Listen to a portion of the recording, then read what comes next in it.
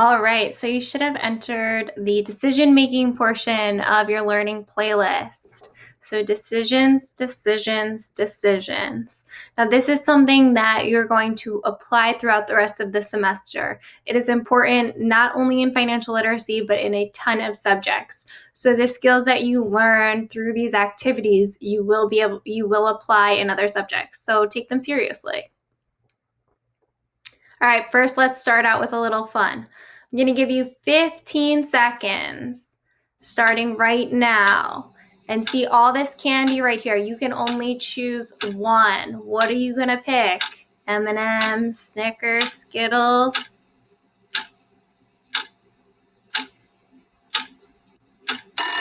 Okay, that's it. That's all the time you get. What decision did you make? So, what candy bar did you decide to pick? That was your decision. Have you ever noticed someone or yourself making an impulsive decision? Like all this candy at the checkout? Impulsive buying isn't a problem when you're buying a candy bar worth $1 or $2, but it isn't a good idea to buy big items like a $50,000 car or a $10,000 watch on an impulse. You don't want to make that decision in 15 seconds like you made the decision with candy. Do you pick the first boxes of cookies you see on a shelf? Do you choose the brand that you've always bought, or do you check out new products? Or are you a careful shopper who looks for coupons, compares ingredients and prices? Those are all types of decisions that you make that influence your behavior. So keywords for this unit are alternatives. Alternatives are options that you have to consider when making a decision. Cost benefit analysis. Now, this is something that you can do now with things in 8th grade and that you will use in your financial future going down the road. What car do you buy? What house do you buy? Do you buy a house or do you rent a house? These are all an example of comparing the advantages and disadvantages in order to make a decision. Criteria. That is what you measure, or the requirements by which the alternatives for making a decision are judged. Opportunity cost. Now, this is something you will hear time and time again, especially when you go to high school next year. This is the next best alternative that is given up when a choice is made. So if I was deciding between M&Ms and Snickers and I chose the Snickers, the opportunity cost is the M&Ms because that was the next best thing and that's what I lost out on. And a trade-off, which is giving up one thing in order to get a little more of something else. So for example, when you go to high school, you'll start thinking about going to college, maybe, if that's for you. If you're going to go to a top 10 school, it costs more money than it does to go to a state school. But you get the recognition of going to a top school and maybe you get a more rigorous education or program that you're interested in your career being in. That's a trade-off. Because you could save money by going to a state school, maybe by going to community college, or not going to college at all. There are trade-offs for every single decision you make. So what can we do to help? The PACE decision-making process. So this is a tool that you can apply to make decisions. It starts with stating the problem, that's the P.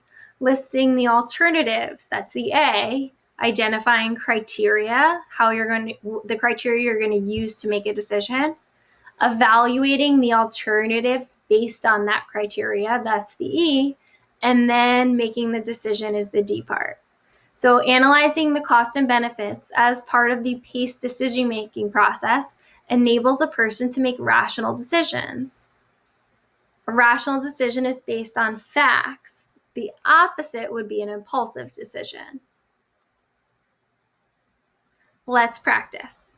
So an example problem is if you didn't have enough time to finish 2 big assignments. I gave you a big assignment and maybe your math teacher gave you a big assignment. Alternatives. Oh, sorry, this is a science example. I can do my math homework or finish my science project. The criteria, what is the criteria being considered here? I have an A average in math and a C average in science. The math assignment is worth 10% of my grade, and the science project is only worth 35%. I've missed 2 assignments in math, but I haven't missed any assignments in science. Evaluate. Take a second and think about it and see where you think this is going to go. So because I'm not doing so well in science and the science project is worth more, it's worth 35% as opposed to the 10%, it's important for me to finish the science project. And the decision, I'll finish the science project. So the criteria that was considered is what? Current grades and the portion of the percentage of the assignment that is the total grade. So now you're going to do an activity where you're going to try your best to apply the PACE decision-making process. But before you do, we have a quick knowledge check to see how well you remember the concepts we discussed. Remember that all that matters is you do your best. This is not for a huge portion of your grade. And before you do that, I just have one more thing I want to show you. This quote that I found: the biggest decision you can make about your goal is what you are willing to give up in order to achieve them. So that's something to consider. We just talked about goals in our previous lesson, goals and values, and now you're moving on to the decision-making process. So just keep this in mind as you move forward. Let me know if you have any questions.